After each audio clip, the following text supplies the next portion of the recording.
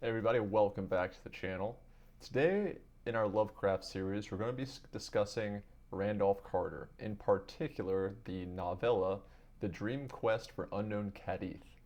Now, Randolph Carter is perhaps the central character or protagonist in the Lovecraft mythos. He is has large appearance in several different stories, famously the Statement of Randolph Carter, which bears his name, the Silver Key of Dreams, and multiple other stories. Carter himself is something of a stand-in for Lovecraft. In universe, he is an underappreciated weird fiction writer. He has many traits and descriptions which some believe are, a stand-in for Lovecraft himself. Now, this is a very interesting edition because it's the only novella that Lovecraft ever wrote. It's his longest work by far. Now, this novella doesn't require reading the other stories as it is a standalone. You don't need to read anything else to understand it. But I'll give a bit of a background on Randolph Carter just to help you follow along if you haven't read the other ones. Randolph Carter, his ancestor was a crusader who was captured by the Saracens and learned occult lore from them. He is also the direct descendant of the Elizabethan wizard Sir Randolph Carter. Carter attended Miskatonic University, where he studied esoteric and what is it? Medieval metaphysics. Very interesting. Carter himself is a powerful dreamer, able to astrally project into different realms and spheres. And in these dream quests, he regularly interacts with other entities and locations that are famous in the Lovecraft mythos. This novella is about one of those dream quests. So, with no further ado, let's get into the story itself. 3 times Randolph Carter dreamed of the marvelous city, and 3 times he was snatched away while he still paused on the high terrace above it. All golden and lovely it blazed in the sunset, with walls, temples, colonnades, and arched bridges of veined marble, silver basin fountains of prismatic spray in broad squares and perfumed gardens, and wide streets marching between delicate trees and blossom-laden urns and ivory statues in gleaming rows, while on steep northward slopes climbed tiers of red roofs and oak-peaked gables harboring little lanes of grassy cobbles. It was a fever of the gods, a fanfare of supernal trumpets and a clash of immortal cymbals. Mystery hung about it as clouds about a fabulous unvisited mountain, and as Carter stood breathless and expectant on that balustraded parapet, there swept up to him the poignancy and suspense of almost vanished memory, the pain of things lost, and the maddening need to place again what once had an awesome and momentous space. He knew that for him its meaning must once again have been supreme, though in what cycle or incarnation he had known it, or whether in dream or in waking, he could not tell. Vaguely it called up glimpses of a far, forgotten first youth, when wonder and pleasure lay in all the mystery of days, and dawn and dusk alike strode forth prophetic to the eager sounds of lutes and song, unclosing fairy gates towards further and surprising marvels. But each night, as he stood on that high marble terrace with the curious urns and carven rail, and looked off over that hushed sunset city of beauty and unearthly eminence, he felt the bondage of dream's tyrannous gods, for in no wise could he leave that lofty spot, or descend the wide memorial flights hung endlessly down to where those streets of elder witchery lay outspread and beckoning. When for the 3rd time he awakened with those flights still undescended, and those hushed sunset streets still untraversed, he prayed long and earnestly to the hidden gods of dreams that brood capricious about the clouds on unknown Kadath, and the cold waste where no man treads. But the gods made no answer, and showed no relenting, nor did they give any favoring sign when he prayed to them in dream, and invoked them sacrificially through the bearded priest Nasht in Kamenthoth, whose cavern temple with its pillar of flame lies not far from the gates of the waking world. It seemed, however, that his prayers must have been adversely heard, for after even the first of them he ceased wholly to behold this marvelous city, as if his 3 glimpses from afar had been mere accidents or oversights, and against some hidden plan or wish of the gods. At length, sick with longing for those glittering sunset streets and cryptical hill lanes amongst ancient tiled roofs, nor able sleeping or waking to drive them from his mind, Carter resolved to go with bold entreaty whither no man had gone before, and dare the icy deserts through the dark to where unknown Kadath, veiled in cloud and crowned with unimagined stars, holds secret and nocturnal the onyx castle of the great ones. In light slumber he descended the 70 steps to the cavern of flame, and talked of this design to the bearded priests Nasht and Common Thoth, and the priests shook their pshent-bearing heads and vowed it would be the death of his soul. They pointed out that the great ones had shown already their wish, and that it is not agreeable to them to be harassed by incessant pleas. They reminded him, too, that not only had no man ever been to unknown Kadath, but no man had ever suspected in what part of space it may lie, whether it be in the dreamlands around our world, or in those surrounding some unguessed companion of Formahat or Aldebaran.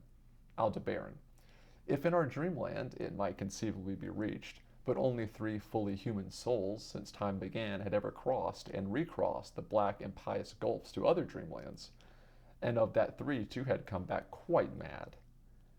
There were, in such voyages, incalculable local dangers, as well as that shocking final peril which gibbers unmentionably outside the ordered universe, where no dreams reach, that last amorphous blight of nethermost confusion which blasphemes and bubbles at the center of all infinity, the boundless demon sultan Azathoth, whose name no lips dare speak aloud, and who gnaws hungrily in inconceivable unlighted chambers beyond time amidst the muffled, maddening beating of vile drums and the thin, monotonous whine of accursed flutes, to which detestable pounding and piping dance slowly, awkwardly, and the gigantic ultimate gods, the blind, voiceless, tenebrous, mindless other gods whose soul and messenger is the crawling chaos Nyarlathotep.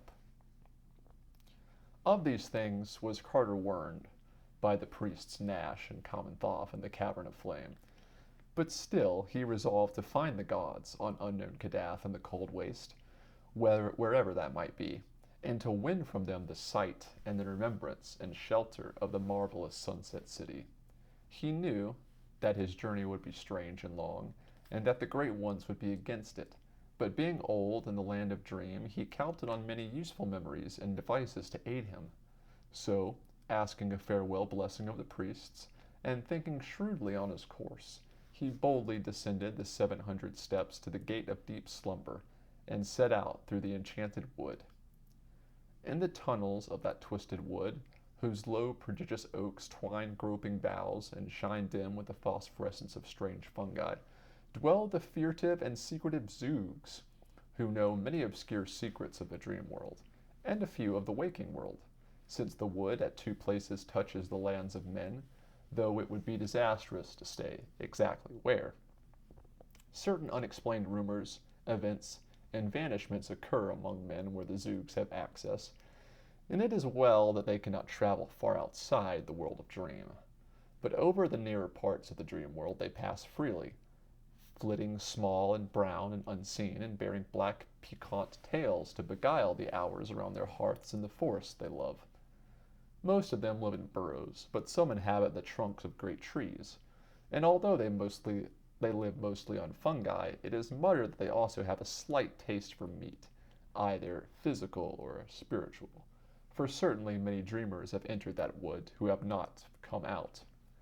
Carter, however, had no fear, for he was an old dreamer, and had learnt their fluttering language, and made many a treaty with them, having found through their help the splendid city of Selaphalis and Uthnagar beyond Tenetarian hills, where reigns half the year the great king Kuranes, a man he had known by another name in life. Kuranes was the one soul who had been to the star gulfs and returned free from madness. Threading now the lost phosphorescent aisles between those gigantic trunks, Carter made,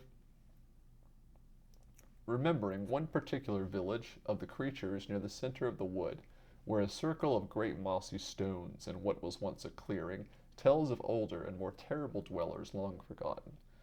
And toward the spot he hastened. He traces his way through the grotesque fungi, which always seems better nourished as one approaches the dread circle, where elder beings danced and sacrificed. Finally, the greater light of those thicker fungi revealed the sinister green and gray vastness pushing up through the roof of the forest and out of sight.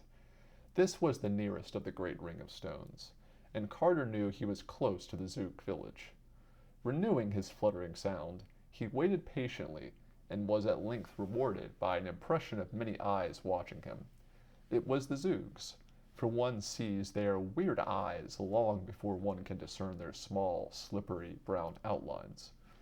Out they swarmed, from hidden burrow and honeycombed tree till the whole dim-litten region was alive with them.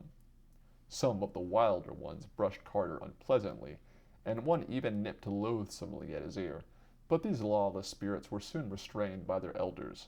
The council of sages, recognizing the visitor, offered a gourd of fermented sap from a haunted tree unlike the others, which had grown from a seed dropped down by someone on the moon. And as Carter drank it ceremoniously, a very strange colloquy began. The Zoogs did not, unfortunately, know where the peak of Kadath lies, nor could they even say whether the cold waste is in our dream world or in another. Rumors of the Great Ones came equally from all points, and one might only say that they were likelier to be seen on high mountain peaks than in valleys, since on such peaks they dance reminiscently when the moon is above and the clouds beneath.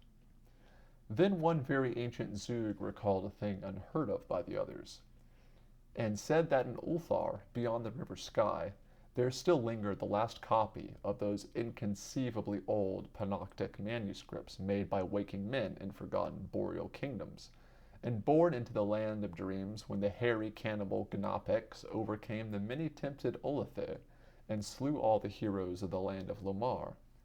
Those manuscripts, he said, told much of the gods, and besides, in Ulthar there were men who had seen the signs of the gods, and even one old priest who had scaled a great mountain to behold them dancing by moonlight. He had failed, though his companion had succeeded and perished namelessly.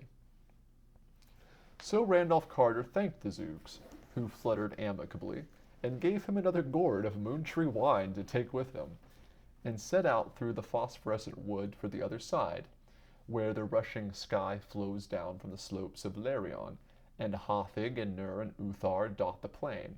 Behind him, furtive and unseen, crept several of the curious Zoogs, for they wished to learn what might befall him, and bear back the legend for their people.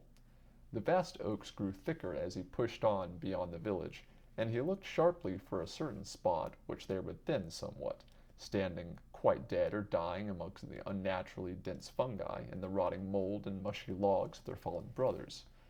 There he would turn sharply aside, for at that spot a mighty slab of stone rests on the forest floor, and those who have dared approach it say that it bears an iron ring 3 feet wide. Remembering the archaic circle of great mossy rocks, and what it was possibly set up for, the Zoogs did not pause near that expansive slab with its huge ring, for they realized that all which is forgotten need not needlessly be dead, and they would not like to see the slab rise slowly and deliberately. Carter detoured at the proper place, and heard behind him the frightened fluttering of some of the more timid Zoogs. He had known they would follow him, so he was not disturbed, for one grows accustomed to the anomalies of these prying creatures. It was twilight when he came to the edge of the wood, and the strengthening glow told him it was the twilight of morning. Over fertile plains rolling down to the sky he saw the smoke of cottage chimneys, and on every hand were the hedges and plowed fields and thatched roofs of a peaceful land. Once he stopped at a farmhouse well for a cup of water, and all the dogs barked affrightedly at the inconspicuous Zoogs that crept through the grass behind. At another house, where people were stirring, he asked questions about the gods, and whether they danced often upon the Larion, but the farmer and his wife would only make the elder sign and tell him the way to Nur and Othar. At noon he walked through the once broad high street of Nur, which he had often visited, and which marked his farther foremost travels in this direction, and soon afterwards he came to the great stone bridge across the sky, into whose central pier the masons had sealed a living human sacrifice when they built it 1300 years before. Once on the other side, the frequent presence of cats, who all arch their backs at the trilling zoogs, revealed the near neighborhood of Ulthar. For in Ulthar, according to an ancient and significant law, no man may kill a cat. Very pleasant were the suburbs of Ulthar, with their little green cottages and neatly fenced farms, and still pleasanter was the quaint town itself, with its old peaked roofs and overhanging upper stories and numberless chimney pots, and narrow hill streets where one can see old cobbles whenever the graceful cats afford space enough. Carter, the cats being somewhat dispersed by the half-seen zoogs, picked his way directly to the modest temple of the Elder Ones, where the priests and old records were said to be, and once within that venerable circular tower of ivied stone which crowns Ulthar's highest hill, he sought out the patriarch Atal, who had been up the forbidden peak, Hafeg Kla, in the stony desert, and had come down alive unseen.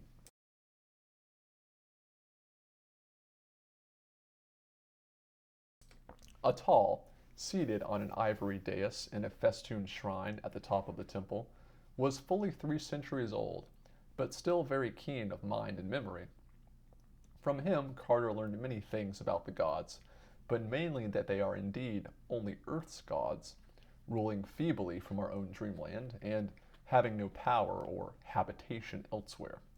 They might, Atal said, heed a man's prayer if in good humor, but one must not think of climbing to their onyx stronghold atop Kadath on the cold waste. It was lucky that no man knew where Kadath towers, for the fruits of ascending it would be very grave. Atal's companion Barzai the Wise had been drawn screaming into the sky for climbing merely the known peak of Hafeg Kla. With unknown Kadath, if ever found, matters would be much worse. For although Earth's gods may sometimes be surpassed by a wise mortal, they are protected by the other gods from outside, whom it is better not to discuss. At least twice in the world's history the other gods set their seal upon Earth's primal granite. Once, in antediluvian times, as guessed from a drawing in those parts of the Panamic manuscripts too ancient to be read, and once on Hafeg Kla, when Barzai the Wise tried to see Earth's gods dancing by moonlight. So, Atal said, it would be much better to let all gods alone except in tactful prayers. Carter, though disappointed by Atal's discouraging advice, and by the meager help to be found in the Panamic manuscripts and the 7 cryptical books of Hassan, did not wholly despair. First, he questioned the old priest about that marvelous sunset city seen from the railed terrace, thinking that perhaps he might find it without the god's aid. But Atal could tell him nothing. Probably, Atal said, the place belonged to his especial dream world and not to the general land of vision that many know, and conceivably it might be on another planet. In that case, Earth's gods could not guide him if they would, but this was not likely, since the stopping of the dreams showed pretty clearly that it was something the great old ones wished to hide from him. Then Carter did a wicked thing, offering his guileless host so many draughts of the moon wine which the Zooks had given him that the old man became irresponsibly talkative. Robbed of his reserve, poor Atal babbled freely of forbidden things, telling of a great image reported by travelers as carved on the solid rock of the mountain Nagranek, on the Isle of Oriob in the southern sea, and hinting that it may be a likeness which Earth's gods once wrought of their own features in the days when they danced by moonlight on that mountain. And he hiccoughed likewise that the features of that image are very strange, so that one might easily recognize them, and that they are sure signs of the authentic race of the gods. Now, the use of all this in finding the gods became at once apparent to Carter. It is known that in disguise the younger among the great ones often espouse the daughters of men, so that around the borders of the cold waste wherein stands Kadath, the peasants must all bear their blood. This being so, the way to find that waste must be to see the stone face on Nagranek, and mark the features, then, having noted them with care, to search for such features among living men, where they are plainest and thickest. There must the gods dwellest near. And whatever stony waste lies back of the villages in that place must be wherein stands Kadath. Much of the great ones might be learnt in such regions, and those with their blood might inherit little memories to be useful to a seeker. They might not know their parentage, for the gods so dislike to be amongst men that none may be found who has seen their faces wittingly, a thing which Carter realized even as he sought to scale Kadath. But they would have queer, lofty thoughts misunderstood by their fellows, and would sing of far places and gardens, so unlike any known even in dreamland, that the common folk would call them fools. And from all this one could perhaps learn old secrets of Kadath, or gain hints of the marvelous sunset city which the gods held secret. And more, one might in certain cases seize some well-loved child of a god as a hostage, or even capture some young god himself, disguised and dwelling amongst men with a comely peasant maiden as his bride.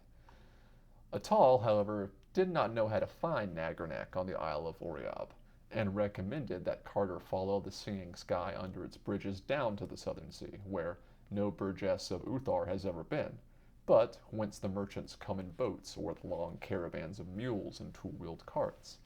There is a great city there, Djalathlin, but in Uthar its reputation is bad, because of the black three-branked galleys that sail to it with rubies from near no clearly named shore. The traders that come from behind those galleys to deal with the jewelers are human, or nearly so, but the rowers are never beheld, and it is not thought wholesome in Uthar that merchants should trade with black ships from unknown places whose rowers cannot be exhibited. By the time he had given this information, Atal was very drowsy, and Carter laid him gently on a couch of inlaid ebony and gathered his long beard decorously on his chest. As he turned to go, he observed that no suppressed fluttering followed him, and wondered why the Zoogs had become so lax in their curious pursuit. Then he noticed all the sleek, complacent cats of Uthar licking their chops with unusual gusto, and recalled the spitting and caterwauling he had faintly heard in the lower parts of the temple while he absorbed in the old priest's conversation. He recalled, too, the evilly hungry way in which an especially impudent young Zoog had regarded a small black kitten in the cobbled street outside, and because he loved nothing on earth more than small black kittens, he stooped and petted the sleek cats of Uthar as they licked their chops, and did not mourn because those inquisitive Zoogs would escort him no further. So he's basically saying that the cats of Uthar had eaten the Zoogs, and he's not really sad about that because he likes cats. He's like, I don't really care. It was sunset now, so Carter stopped at an ancient inn on a steep little street overlooking the lower town, and as he went out on the balcony of this room and gazed down at the sea of red-tiled roofs and cobbled ways and the pleasant fields beyond, all mellow and magical in the slanted light, he swore that Uthar would be a very likely place to dwell in always, were not the memory of a greater sunset city ever goading one onward towards unknown perils. Then twilight fell, and the pink walls of the plastered gables turned violet and mystic, and little yellow lights floated up one by one from old lattice windows, and sweet bells pealed in the temple tower above, and the first star winked softly above the meadows across from the sky. With the night came song, and Carter nodded as the lutanists praised ancient days from beyond the filigreed balconies and tessellated courts of simple Uthar, and there might have been sweetness even in the voices of Uthar's many cats, but that they were mostly heavy and silent from strange feasting. Some of them stole off to those cryptical realms which are known only to cats, and which villagers say are on the moon's dark side, whither the cats leapt from tall housetops, but one small black kitten crept upstairs and sprang in Carter's lap to purr and play, and curled up near his feet when he lay down at last on the little couch, whose pillows were stuffed with fragrant, drowsy herbs. This will be important later. In the morning, Carter joined a caravan of merchants bound for Djalathlin with the spun wool of Uthar and the cabbages of Uthar's busy farms, and for 6 days they rode with tinkling bells on the smooth road beside the sky, stopping some nights at the inns of quaint little fishing villages, and on other nights camping under the stars while snatches of boatmen's songs came from the placid river. The country was very beautiful, with green hedges and groves and picturesque peaked cottages and octagonal windmills. On the seventh day, a blur of smoke arose on the horizon ahead, and then the tall black towers of Dialathaline, which is built mostly of basalt.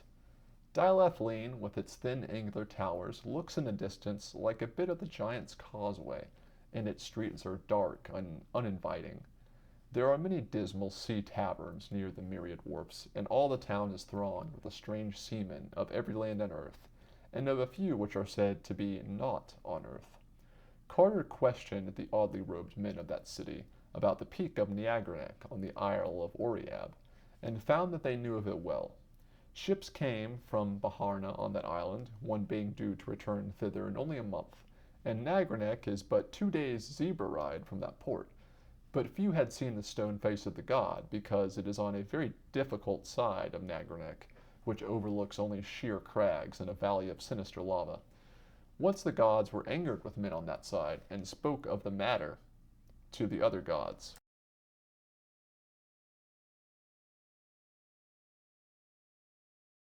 It was hard to get this information from the traders and sailors in Dialathaline sea taverns, because they mostly preferred to whisper of the black galleys. One of them was due in a week with rubies from its unknown shore, and the townsfolk dreaded to see it dock. The mouths of men who came from it to trade were too wide, and the way their turbans were humped up in 2 points above their foreheads was in especially bad taste, and their shoes were the shortest and queerest ever seen in the 6 kingdoms. But worst of all was the matter of the unseen rowers.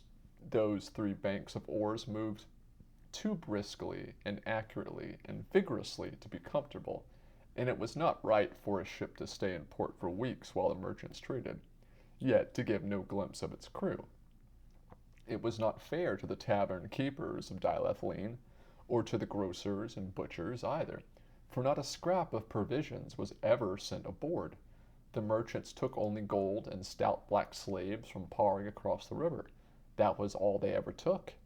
Those unpleasantly featured merchants and their unseen rowers, never anything from the butchers and grocers, but only gold and the fat black men of Parg whom they bought by the pound. And the odors from those galleys which the south wind blew in from the wharves are not to be described. Only by constantly smoking strong thag weed could even the hardiest denizen of the old sea taverns bear them. Dialathaline would never have tolerated the black galleys had such rubies been obtainable anywhere else, but no mine in all of earth's dreamlands was known to produce their like.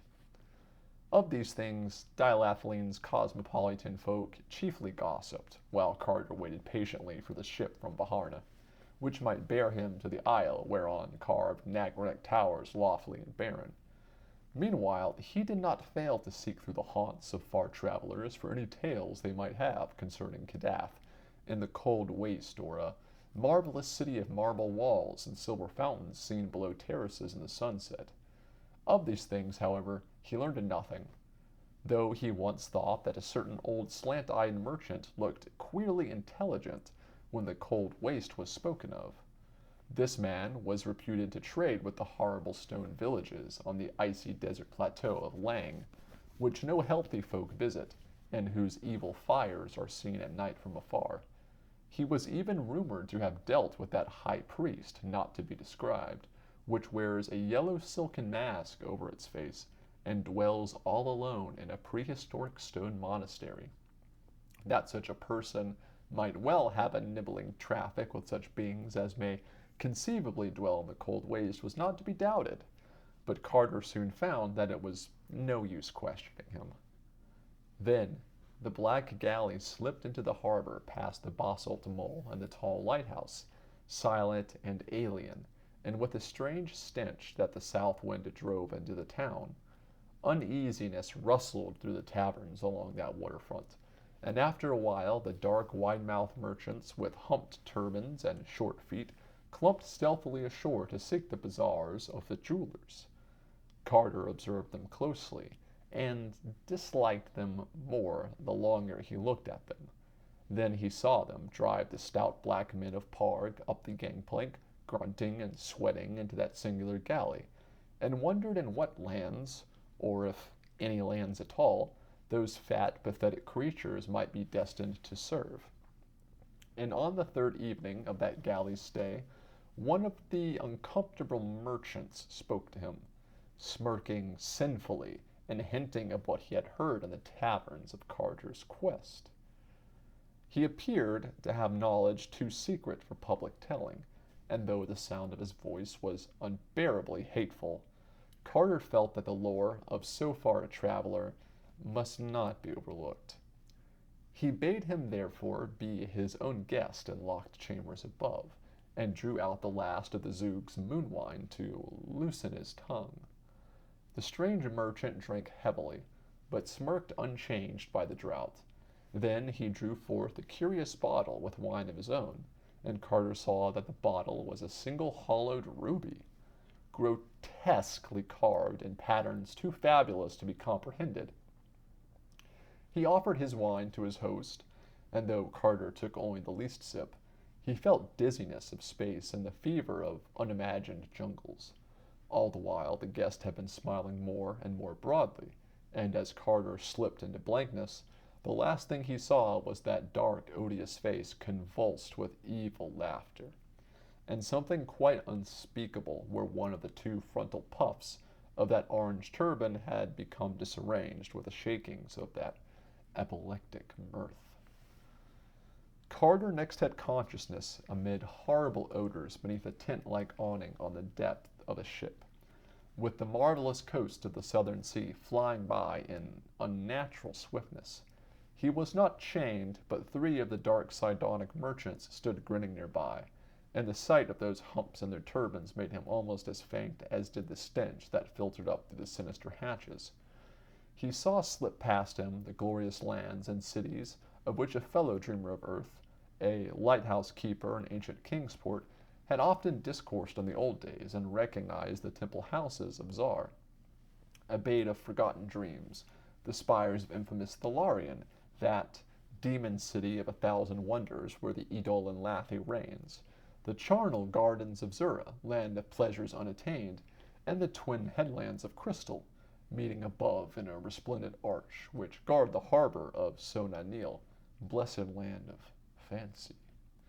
Past all these gorgeous lands, the Maldorous ship flew unwholesomely, urged by the abnormal strokes of those unseen rowers below.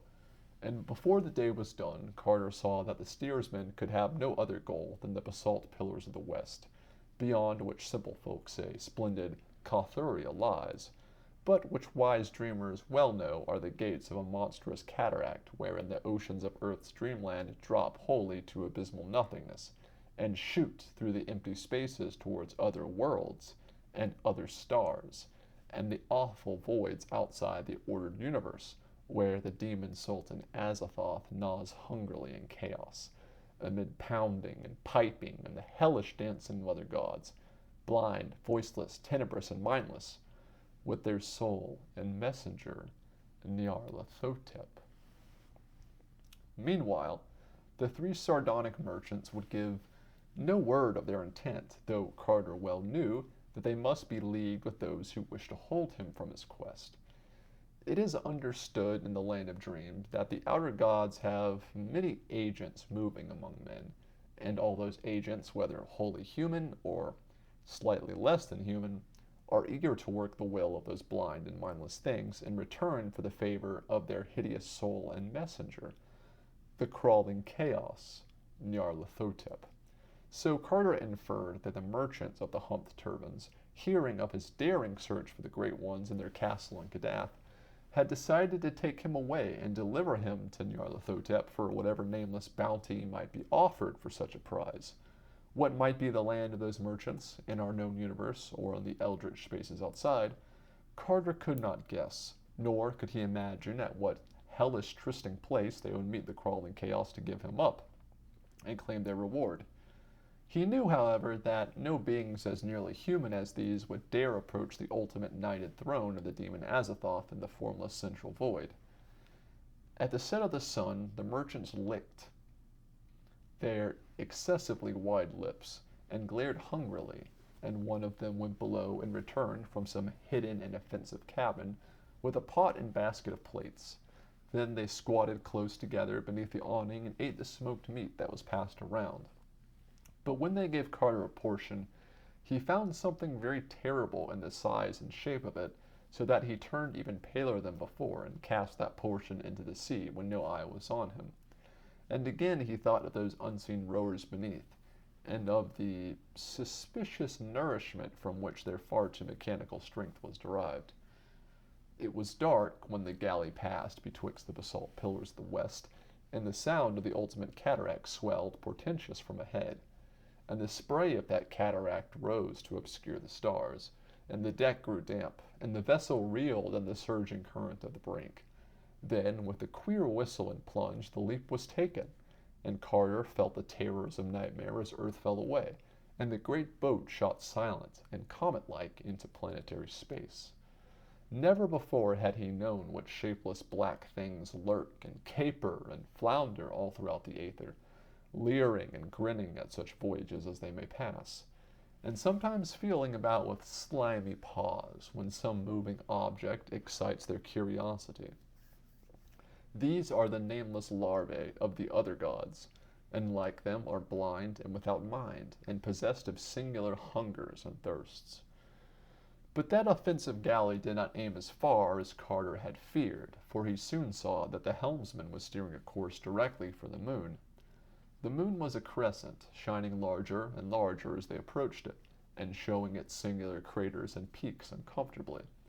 The ship made for the edge, and it soon became clear that its destination was that secret and mysterious side which is always turned away from the earth, and which no fully human person, save perhaps the dreamer Sneereth Co., has ever beheld. The close aspect of the moon as the galley drew near proved very disturbing to Carter, and he did not like the size and shape of the ruins which crumbled here and there. The dead temples on the mountains were so placed that they could have glorified no wholesome or suitable gods, and in the symmetries of the broken columns there seemed to lurk some dark and inner meaning which did not invite solution. And what the structure and proportions of the olden worshippers could have been, Carter steadily refused to conjecture.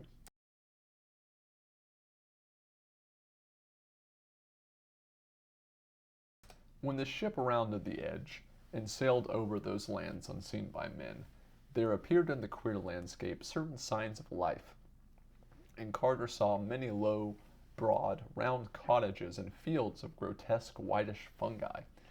He noticed that these cottages had no windows, and thought that their shape suggested the huts of Esquimaux. Then he glimpsed the oily waves of a sluggish sea, and knew that the voyage was once more to be by water, or at least through some liquid. The galley struck the surface with a peculiar sound, and the odd elastic way the waves received it was very perplexing to Carter. They now slid along at great speed, once passing and hailing another galley of kindred form, but generally saying nothing but that curious sea in a sky that was black and star-strewn, even though the sun shone scorchingly in it.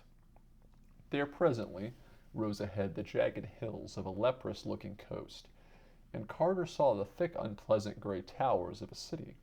The way they leaned and bent, the manner in which they were clustered, and the fact that they had no windows at all, was very disturbing to the prisoner, and he bitterly mourned the folly which had made him sip the curious wine of that merchant with the humped turban. As the coast drew nearer, and the hideous stench of that city grew stronger, he saw upon the jagged hills many forests, some of whose trees he recognized as akin to that solitary moon tree in the enchanted wood of earth, from whose sap the small brown zooks ferment their peculiar wine. Carter could now distinguish moving figures on the noisome wharves ahead, and the better he saw them, the worse he began to fear and detest them, for they were not men at all, or even approximately men, but great grayish-white slippery things which could expand and contract at will, and whose principal shape, though it often changed, was that of a sort of toad without any eyes, but with a curiously vibrating mass of short pink tentacles on the end of its blunt, vague snout.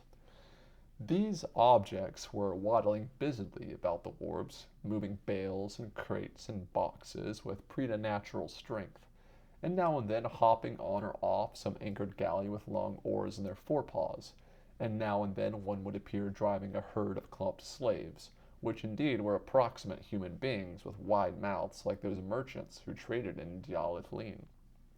Only these herds, beings without turbans or shoes or clothing, did not seem very human after all. Some of these slaves, the fatter ones, whom a sort of overseer would pinch experimentally, were unloaded from ships and nailed in crates which the workers pushed into low warehouses or loaded on great lumbering vans.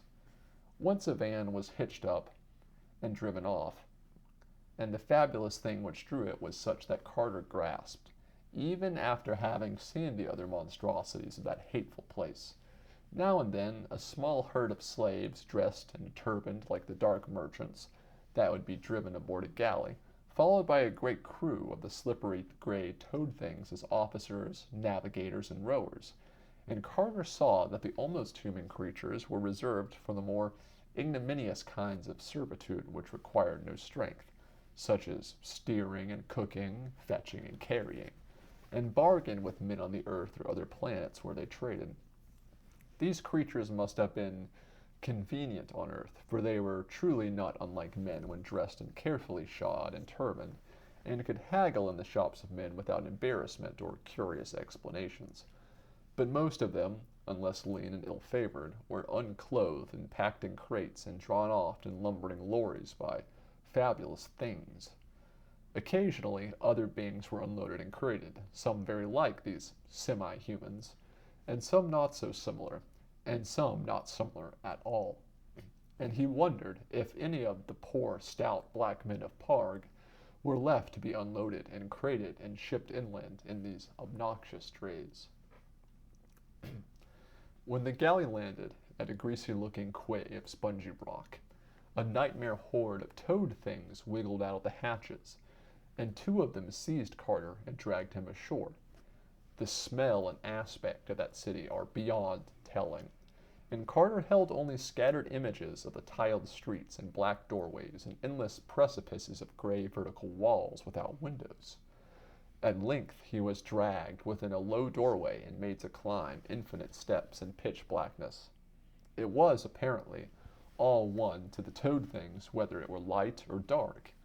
The odor of that place was intolerable, and when Carter was locked into a chamber and left alone, he scarcely had strength to crawl around and ascertain its form and dimension. It was circular and about 20 feet across. From then on, time ceased to exist. At intervals, food was pushed in, but Carter would not touch it. What his fate would be, he did not know, but he felt that he was held for the coming of that frightful soul, and messenger of infinity's outer gods, the crawling chaos, Nyarlathotep. Finally, after an unguessed span of hours or days, the great stone door swung wide again, and Carter was shoved down the stairs and out into the red-lit streets of that fearsome city. It was night on the moon, and all through the town were stationed slaves bearing torches. In a detestable square of a sort of procession was formed, 10 of the toad things, and 24 almost human torch-bearers, 11 on either side, and one each before and behind. Carter was placed in the middle of the line, 5 toad things ahead and behind 5, and one almost human torch-bearer on either side of him. Certain of the toad things produced disgustingly carven flutes of ivory and made loathsome sounds. To that hellish piping the column advanced out of the tiled streets and into nighted plains of obscene fungi, soon commencing to climb one of the lower and more gradual hills that lay behind the city, that on some frightful slope or blasphemous plateau the crawling chaos waited, Carter could not doubt, and he wished that the suspense might be over soon. The whining of those impious flutes was shocking, and he would have given worlds for some even half-normal sound, but these toad things had no voices, and the slaves did not talk. Then, through that star-specked darkness, there did come a normal sound. It rolled from the higher hills and from all the jagged peaks around it, was caught up and echoed in a swelling pandemonic chorus. It was the midnight yell of the cat. and Carter knew at last that the old village folk were right when they made low guesses about the cryptic realms which are known only to cats, and to which the elders among cats repair by stealth nocturnally. Springing from the high housetops, verily, it is to the moon's dark side they go to leap and gambol on the hills and converse with ancient shadows. And here, amidst that column of fetid things, Carter heard their homely, friendly cry, and thought of the steep roofs and warm hearths and little lighted windows of home. Now, much of the speech of cats was known to Randolph Carter, and in this far terrible place he uttered the cry that was suitable, but that he need not have done, for even as his lips opened, he heard the chorus wax and draw nearer, and saw swift shadows against the stars as small graceful shapes leaped from hill to hill in gathering legions. The call of the clan had been given, and before the foul procession had time to even be frightened, a cloud of smothering fur and a phalanx of murderous claws were tidily and tempestuously upon it. The flute stopped, and there were shrieks in the night, dying, almost human screams, and the cats spit and yowled and roared, but the toad things never made a sound as their stinking green ichor oozed fatally upon that porous earth with the obscene fungi. It was a stupendous sight while the torches lasted, and Carter had never before seen so many cats, black, gray, and white, yellow, tiger, and mixed, common, Persian, and Manx, Tibetan, Angora, and Egyptian. All there were in the fury of battle, and there hovered over them some trace of that profound and inviolate sanctity which made their goddess great in the temples of Bubastis. They would leap 7 strong at the throat of an almost human, or the pink tentacled snout of a toad thing, and drag it down savagely to the fungus plain, where myriads of their fellows would surge over it and into it with the frenzied claws and teeth of a divine battle fury. Carter had seized a torch from a stricken slave, but was soon overborne by the surging waves of his loyal defenders. Then he lay in the utter blackness, hearing the clangor of war, and the shouts of the victors, and feeling the soft paws of his friends, as they rushed to and fro over him in the fray. At last awe and exhaustion closed his eyes, and when he opened them again it was upon a strange scene. The great shining disk of the earth, 13 times larger than that of the moon as we see it, had risen with floods of weird light over the lunar landscape, and across all those leagues of wild plateau and ragged crest there squatted one endless sea of cats in an orderly array. Circle on circle they reached, and 2 or 3 leaders out of the ranks were licking his face and purring to him consolingly. Of the dead slaves and toad things there were not many signs, but Carter thought he saw one borne a little way off in the open space between him and the beginning of the solid circles of the warriors. Carter now spoke with the leaders in the soft language of cats, and learned that his ancient friendship with the species was well known and often spoken of in the places where cats congregate. He had not been unmarked in Uthar when he passed through, and the sleek old cats had remembered how he petted them after they had attended to the hungry Zoogs, who looked evilly at a small black kitten, and they recalled, too, how he had welcomed the very little kitten who came to see him at the inn, and how he had given it a saucer of rich cream in the morning before he left. The grandfather of that very little kitten was the leader of the army now assembled, for he had seen the evil procession from a far hill, and recognized the prisoner as a sworn friend of his kind on earth and in the land of dream. A yowl now came from a farther peak, and the old leader paused abruptly in his conversation. It was one of the army's outposts, stationed on the highest of the mountains to watch the one foe which earth cats fear, the very large and peculiar cats from Saturn, who, for some reason, have not been oblivious to the charm of our dark moon side. They are leagued by treaty with the evil toad things, and are notoriously hostile to our earthly cats, so that at this juncture a meeting would have been a somewhat grave matter. After a brief consultation of generals, the cats rose and assumed a closer formation, crowding protectingly around Carter, and preparing to take the great leap through space back to the housetops of our Earth and its dreamland. The old field marshal advised Carter to let himself be borne along smoothly and passively in the massed ranks of furry leapers, and told him how to spring when the rest sprang, and land gracefully when the rest landed. He also offered to deposit him in any spot he desired, and Carter decided on the city of Dilathleen, whence the black galley had set out, for he wished to sail thence for Oriab and the carven crest of Nagranek, and also to warn the people of the city to have no more traffic with black galleys, if indeed that traffic could be tactfully and judiciously broken off. Then, upon a signal, the cats all leaped gracefully with their friend packed securely in their midst, while in a black cave, on a far unhallowed summit of the Moon Mountains, still vainly waited the crawling chaos, Nyarlathotep. The leap of the cats through space was very swift, and being surrounded by his companions, Carter did not see this time the great black shapelessness that lurk and caper and flounder in the abyss. Before he fully realized what had happened, he was back in his familiar room at the inn at Dilathleen, and the stealthy, friendly cats were pouring out of the window in streams.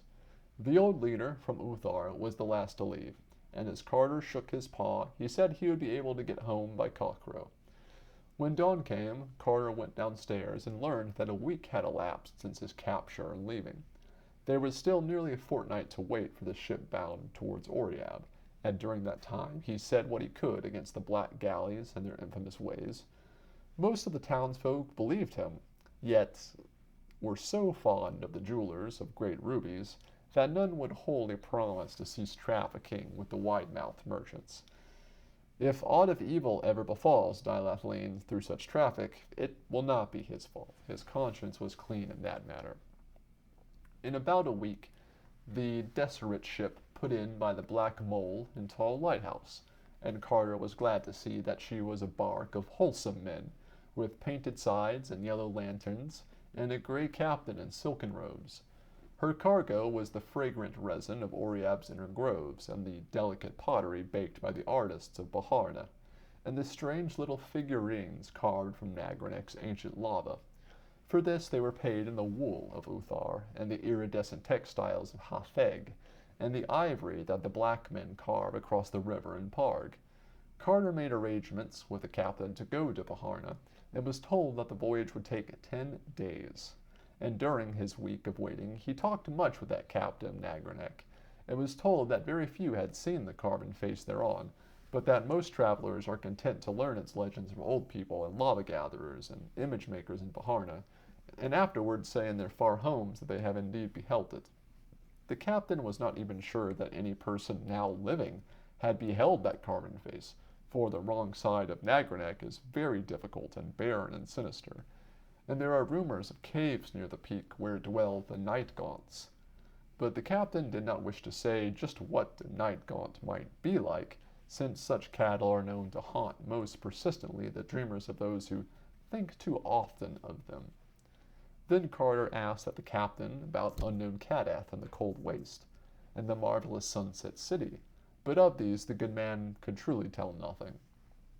Carter sailed out of Dilathleen one early morning when the tide turned, and saw the first rays of sunrise on the thin angular towers of that dismal basalt town, and for 2 days they sailed eastward in sight of green coasts, and saw often the pleasant fishing towns that climbed up steeply, with their red roofs and chimney pots from the old dreaming wharves, and beaches where nets lay drying.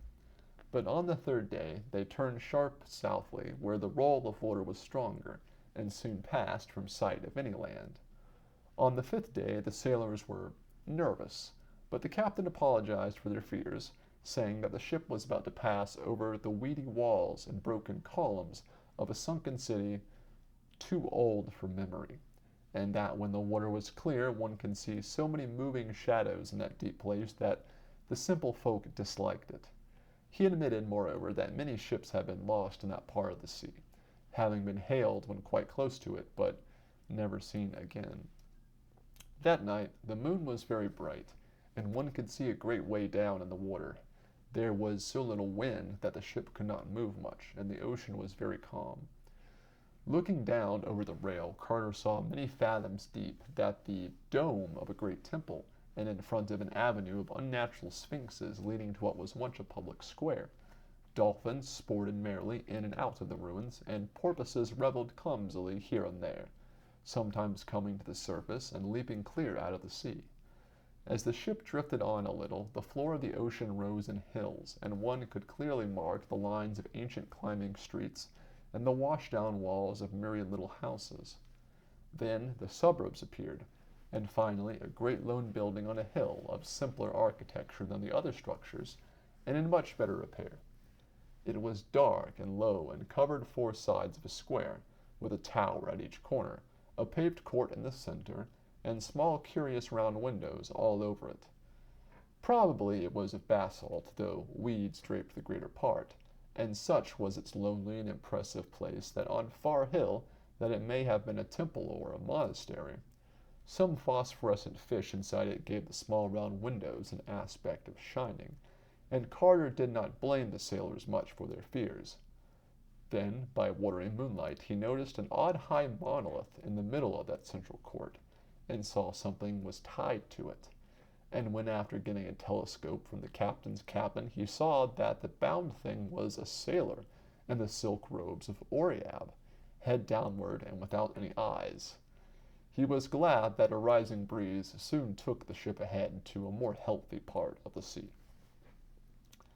The next day they spoke with a ship with violet sails bound for Zar, in the land of forgotten dreams, with bulbs of strange-colored lilies for cargo. And on the evening of the 11th day they came in sight of the isle of Oreab, with Nagarnek rising jagged and snow-crowned in the distance.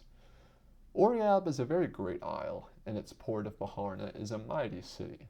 The wharves of Baharna are of porphyry, and the city rises in great stone terraces behind them, having streets of steps that are frequently arched over by buildings and the bridges between buildings.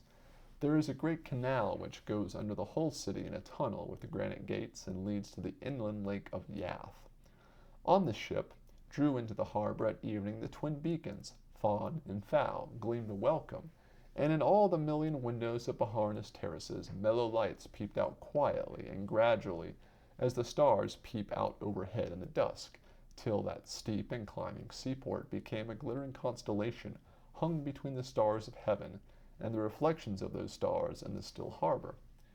The captain, after landing, made Carter a guest in his own small house on the shore of Yath, where the rear of the town slopes down to it, and his wife and servants brought strange toothsome foods for the traveler's delight. And in the days after that Carter asked for rumors and legends of Nagarnek and all the taverns and public places where lava gatherers and image makers meet, but could find no one who had been up the higher slopes or seen the carven face. Nagarnek was a hard mountain, and with only an accursed valley behind it, and besides, no one could ever depend on certainty that night gods are altogether fabulous.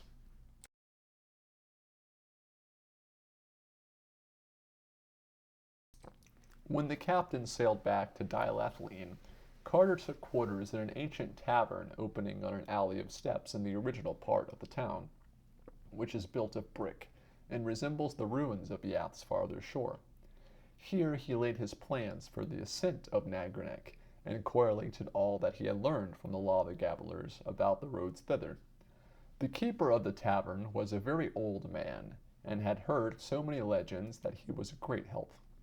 He even took Carter to an upper room in that ancient house, and showed him a crude picture which a traveler had scratched on the clay wall in the olden days, where men were bolder and less reluctant to visit Nagranek's higher slopes. The old tavern keeper's great-grandfather had heard from his great-grandfather that the traveler who scratched that picture had climbed Nagarnek and seen the carven face, here drawing it for others to behold. But Carter had very great doubts, since the large rough features on the wall were hasty and careless, and wholly overshadowed by a crowd of little companion shapes in the worst possible taste, with horns and wings and claws and curling tails. At last, having gained all the information he was likely to gain in the taverns and public places of Baharna, Carter hired a zebra and set out one morning on the road by Yath's shore for those inland parts, wherein towers stony Nagarnek. On his right were rolling hills and pleasant orchards and neat little stone farmhouses, and he was much reminded of those fertile fields that flanked the sky. By evening he was near the nameless ancient ruins on Yath's farther shore, and though old lava gatherers had warned him not to camp there at night, he tethered his zebra to a curious pillar before a crumbling wall and laid his blanket in a sheltered corner beneath some carvings, whose meaning none could decipher. Around him he wrapped another blanket, for the nights are cold in Oriab, and when upon waking once he thought he felt the wings of some insect brushing his face, he covered his head altogether and slept in peace till roused by the maga birds in distant resin groves. The sun had just come up over the great slope, whereon leagues of primal brick foundations and worn walls and occasional cracked pillars and pedestals stretched down, desolate, to the shore of Yath, and Carter looked about for his tethered zebra. Great was his dismay to see that the docile beast stretched prostrate beneath the curious pillar to which it had been tied, and still greater was he vexed on finding that the steed was quite dead, with its blood all sucked away through a singular wound in its throat. His pack had been disturbed, and several shiny knickknacks taken away, and all around on the dusty soil were great webbed footprints, for which he cannot in any way account. The legends and warnings of lava gatherers occurred to him, and he thought of what had brushed his face in the night. Then he shouldered his pack and strode on towards Nagarnek, though not without a shiver when he saw close to him, as the highway passed through the ruins, a great gaping arch, low in the wall of an old temple, with steps leading down into the darkness, farther than he could peer. His course now led uphill through wider and wilder parts of the wooded country, and he saw only the huts of charcoal burners and the camps of those who gathered resin from the groves. The whole air was fragrant with balsam, and all the maga birds sang blithely as they flashed their 7 colors in the sun. Near sunset he came on to a new camp of lava gatherers, returning with laden sacks from Nagranek's lower slopes, and here he also camped, listening to the songs and tales of the men, and overhearing what they whispered about a companion they had lost. He had climbed high to reach a mass of fine lava above him, and at nightfall did not return to his fellows. When they looked for him the next day, they found only his turban, nor was there any sign on the crags below that he had fallen.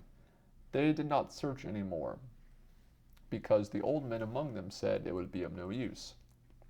No one ever found what the night gaunts took, though those beasts themselves were so uncertain as to be almost fabulous.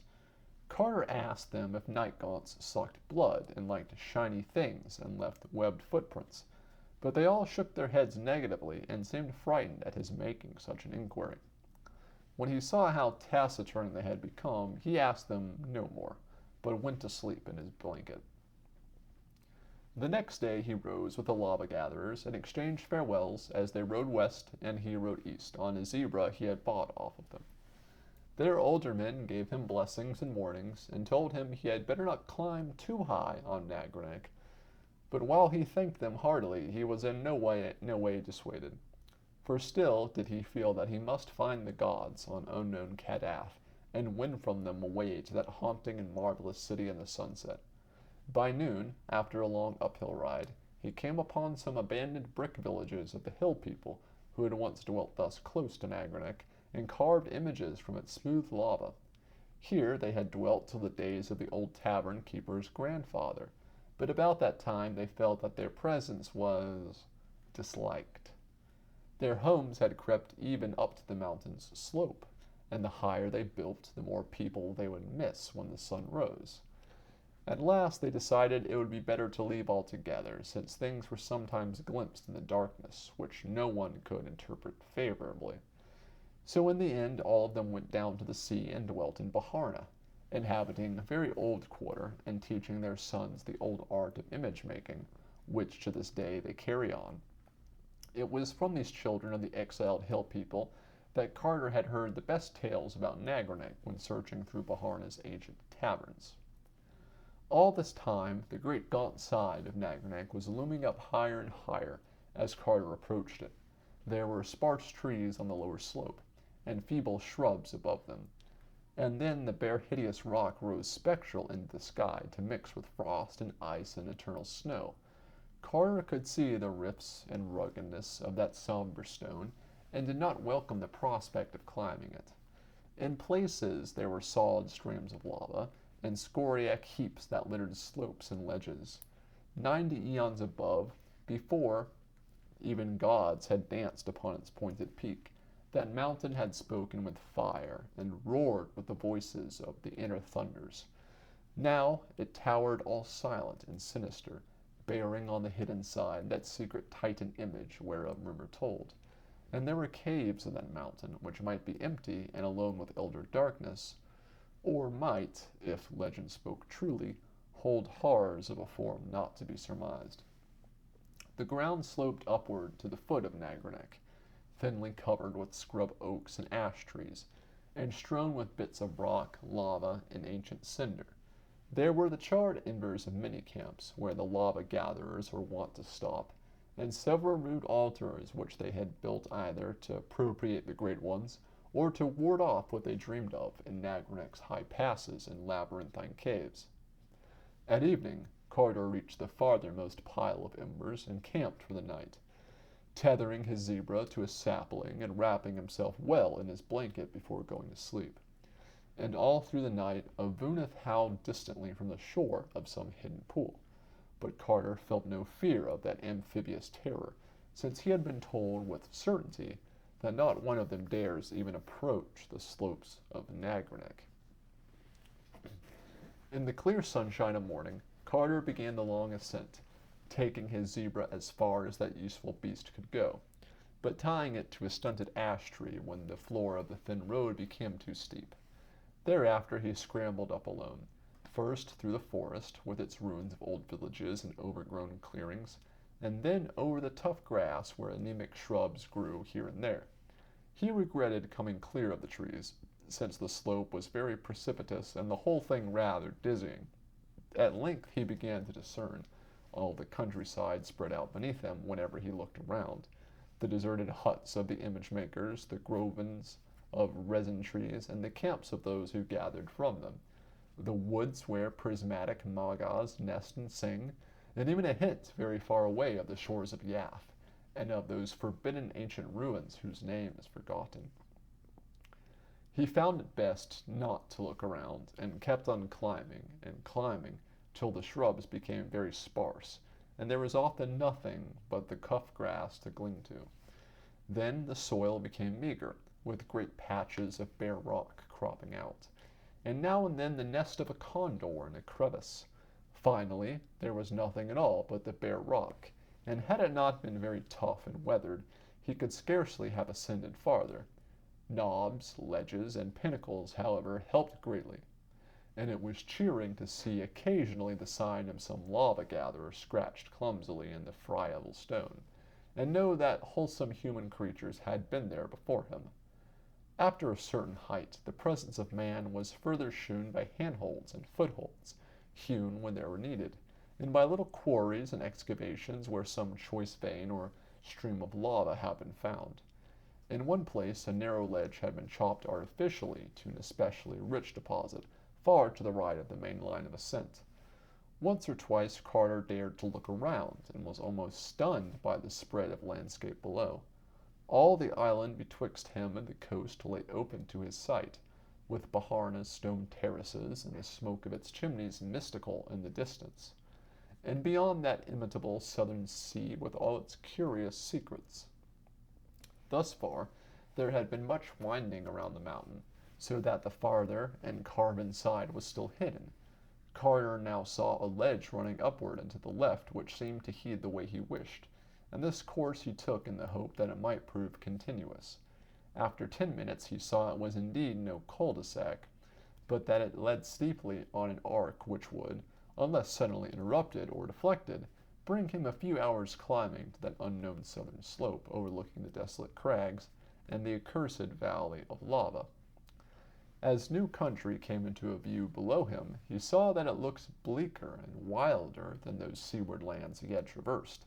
The mountain side, too, was somewhat different, being here pierced by curious cracks and caves not found on the street or route he had left. Some of these were above him and some beneath him, all opening on sheerly perpendicular cliffs and wholly unreachable by the feet of man. The air was very cold now, but so hard was the climbing that he did not mind it, only the increasing rarity bothered him, and he thought that perhaps it was this which had turned the heads of other travelers, and excited those absurd tales of night gaunts, whereby they explained the loss of such climbers as fell from these perilous paths. He was not much impressed by the travelers' tales, but had a good curved scimitar in case of any trouble. All lesser thoughts were lost in the wish to see that carven face which might set him on the track of the gods atop unknown Kadath. At last, in the fearsome iciness of upper space, he came round fully to see the hidden side of Nagarnek, and saw in infinite gulfs below him the lesser crags and sterile abysses of lava which marked the olden wrath of the great ones. There was unfolded, too, a vast expanse of country to the south, but it was a desert land without fair fields or cottage chimneys, and seemed to have no ending. No trace of the sea was visible on this side, for Oriab is a great island. Black caverns and odd crevices were still numerous on the sheer vertical cliffs, but none of them were accessible to a climber. There now loomed aloft a great bleeding mass which hampered the upward view, and Carter was for a moment shaken with doubt lest it prove impassable. Poised in windy insecurity, miles above earth, with only space and death on one side, and only slippery walls of rock on the other, he knew for a moment the fear that makes men shun Nagranek's hidden side. He could not turn round, yet the sun was already low. If there were no way aloft, the night would find him crouching there still, and the dawn would not find him at all.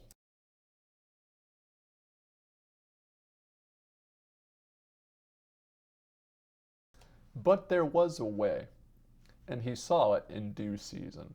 Only a very expert dreamer could have found those imperceptible footholds, yet to Carter they were sufficient.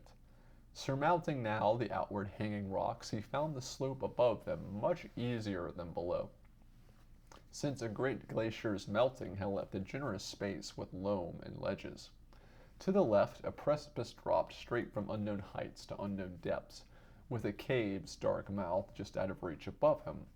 Elsewhere, however, the mountain slanted back strongly, and even gave him space to lean and rest. He felt from the chill that he must be near the snow line, and looked up to see what glittering pinnacles might be shining in that late ruddy sunlight. Sure enough, there was the snow uncounted thousands of feet above, and below it a great beetling crag like that he had just climbed, hanging there forever in bold outline, black against the white of the frozen peak. And when he saw that crag, he gasped and cried out aloud, and clutched at the jagged rock in awe, for the Titan bulge had not stayed as earth dawns had shaped it, but gleamed red and stupendous in the sunset, with the carved and polished features of a god. Stern and terrible shone the face that the sunset lit with fire.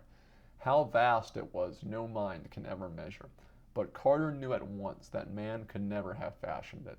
It was a god, chiseled by the hands of the gods, and it looked down haughty and majestic upon the seeker.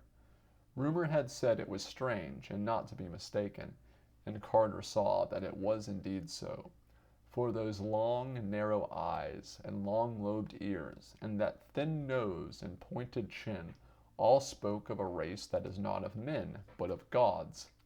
He clung overawed in that lofty and perilous eyrie, even though it was that to which he had expected and come to find, for there is in a god's face more of a marvel than prediction can tell.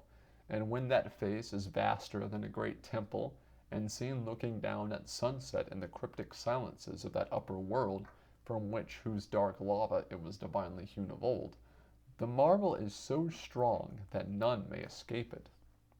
Here, too, was the added marvel of recognition, for although he had planned to search all dreamland over for those whose likeness this face might mark them as God's children, he now knew that he need not do so. Certainly the great face carved on that mountain was of no strange sort, but the kin of such he had seen often in the taverns of the seaport Cephalus, which lies Uth-Nargai beyond the Tenarian hills, and is ruled over by that King Kuranes, whom Carter once knew in waking life.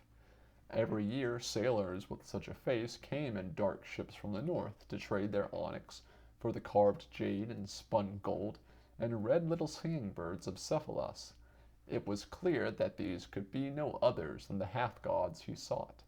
Where they dwelt there must be the cold waste like close, and within it unknown Kadath and its onyx castle for the great ones. So to Cephalus he must go, far distant from the island of Oriab, and in such parts as would take him back to Dilathleen and up the sky to the bridge by Nir, and again into the enchanted wood of the Zoogs, whence the way would bend northward through the garden lands by Orachnos to the gilded spires of Thran, where he might find a galleon bound over the Sereninian Sea. But dusk was now thick, and the great carven face looked down even sterner in shadow. Perched on that ledge knight he found the seeker, and in the blackness he might neither go down nor go up, but only stand and cling and shiver in that narrow place till the day came, praying to keep awake, lest sleep loose his hold and send him down the dizzy miles of air to the crags and sharp rocks of the accursed valley. The stars came out, but save for them there was only black nothingness in his eyes, nothingness leagued with death, against whose beckoning he might do no more than cling to the rocks and lean back away from an unseen brink.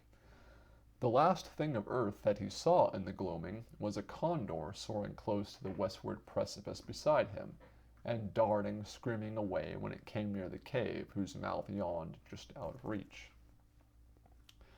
Suddenly, without a warning sound in the dark, Carter felt his curved scimitar drawn stealthily out of his belt by some unseen hand. Then he heard it clatter down over the rocks below, and between him and the Milky Way he thought he saw a very terrible outline of something noxiously thin, and horned, and tailed, and bat-winged. Other things, too, had begun to blot out patches of stars west of him, as if a flock of vague entities were flapping thickly and silently out of that inaccessible cave in the face of the precipice. Then a sort of cold, rubbery arm seized his neck, and something else seized his feet, and he was lifted inconsiderably up and swung about in space. Another minute and the stars were gone, and Carter knew that the night gaunts had got him. They bore him breathlessly into that cliffside cavern and through monstrous labyrinths beyond.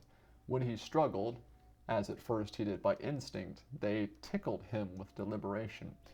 They made no sound at all themselves, and even their membranous wings were silent. They were frightfully cold and damp and slippery, and their paws kneaded one detestably. Soon they were plunged hideously downward and through inconceivable abysses into a whirring, giddying, sickening rush of dank, tomb-like air, and Carter felt they were shooting into the ultimate vortex of shrieking and demonic madness. He screamed again and again, but whenever he did so the black paws tickled him with greater subtlety. Then he saw a sort of gray phosphorescence about him, and guessed they were coming even to that inner world of subterranean horror of which dim legends tell, and which is lit only by the pale death-fire wherewith reeks the ghoulish air, and the primal mists of the pits at earth's core. At last, far below him, he saw faint lines of gray and ominous pinnacles, which he knew must be the fabled peaks of Thok. Awful and sinister they stand in the haunted dusk of sunless and eternal depths, higher than man may reckon, and guarding terrible valleys where the bee-holes crawl and burrow nastily. But Carter preferred to look at them than his captors, which were indeed shocking and uncouth black beings with smooth, oily, whale-like surfaces, unpleasant horns that curved inward towards each other, bat wings whose beating made no sound, ugly prehensile paws, and barbed tails that lashed needlessly and disquietingly. And worst of all, they never spoke or laughed. and never smiled because they had no faces at all to smile with, but only a suggestive blankness where a face ought to be. All they ever did was clutch and fly and tickle. That was the way of night gaunts.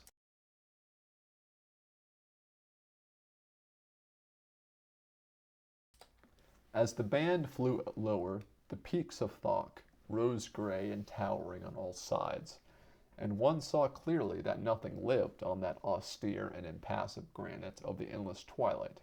At still lower levels the death fires in the air gave out, and one met only the primal blackness of the void save aloft, where the thin peaks stood out goblin-like. Soon the peaks were very far away, and nothing about but great rushing winds with the dankness of nethermost grottos in them. Then in the end the night gaunts landed on a floor of unseen things which felt like layers of bones, and Carter all alone in that black valley. To bring him thither was the duty of the night gaunts that guard Nagranek, and thence done, they flapped away silently. When Carter tried to trace their flight, he found he could not, since even the peaks of Thok had faded out of sight. There was nothing anywhere but blackness and horror and silence and bones. Now, Carter knew from a certain source that he was in the Vale of Kadath, where crawl and burrow the enormous beholes. But he did not know what to expect, because no one has ever seen a behole, or even guessed what such a thing may be. Beholes are known only by dim rumor, from the rustling they make amongst the mountain of bones and the slimy touch they have when they wriggle past one. They cannot be seen because they creep only in the dark. Carter did not wish to meet a behole, so listened intently for any sound in the unknown depths of bones about him. Even in this fearsome place he had a plan and an objective, for whispers of Kadath and its approaches were not unknown to one with whom he had talked much in the old days. In brief, it seemed fairly likely that this was the spot into which all the ghouls of the waking world cast the refuse of their feastings, and that if he but had good luck he might stumble upon that mighty crag taller even than Thok's peaks, which marks the edge of their domain. Showers of bones would tell him where to look, and once found he could call to a ghoul to let down a ladder, for, strange to say, he had a very singular link with these terrible creatures. A man he had known in Boston, a painter of strange pictures with a secret studio in an ancient and unhallowed alley near a graveyard, had actually made friends with the ghouls, and had taught him to understand the simpler part of their disgusting meeping and glibbering. This man had vanished at last, and Carter was not sure but that he might find him now, and use for the first time in dreamland that far-away English of his dim waking life. In any case, he felt he could persuade a ghoul to guide him out of Kadath, and it would be better to meet a ghoul which one can see than a behole which one cannot see.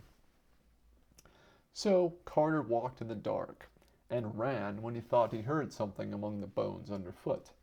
Once he bumped into a stony slope, and knew it must be the base of one of Thok's peaks. Then at last he heard a monstrous rattling and clatter which reached up in the air, and became sure he had come nigh the crag of the ghouls. He was not sure he could be heard from this valley miles below, but realized that the inner world has strange laws. As he pondered, he was struck by a flying bone so heavy that it must have been a skull, and therefore realizing his nearness to the fateful crag, he sent up as best he might that meeping cry which is the call of the ghoul. Sound travels slowly, so that it was some time before he heard an answering glimmer, but it came at last, and before long he was told that a rope ladder would be lowered. The wait for this was very tense, since there was no telling what might not have been stirred up amongst those bones by his shouting. Indeed, it was not long before he actually did hear a vague rustling afar off. As this thoughtfully approached, he became more and more uncomfortable, for he did not wish to move away from the spot where the ladder would come.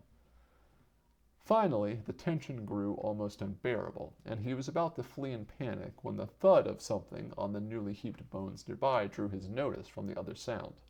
It was the ladder, and after a minute of groping he had it taut in his hands. But the other sound did not cease, and followed him even as he climbed. He had gone fully 5 feet from the ground, with a rattling beneath waxed emphatic, and was a good 10 feet up when something swayed the ladder from below. At a height which must have been 15 or 20 feet, he felt his whole side brushed by a great slippery length, which grew alternately convex and concave with wriggling, and therefore he climbed desperately to escape the unending nuzzling of that loathsome and overfed behole whose form no man might see.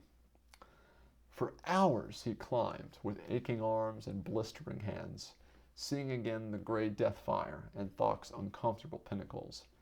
At last he discerned above him the projecting edge of the great crag of the ghouls, whose vertical side he could not glimpse, and hours later he saw a curious face peering over it as a gargoyle peers over a parapet of Notre Dame.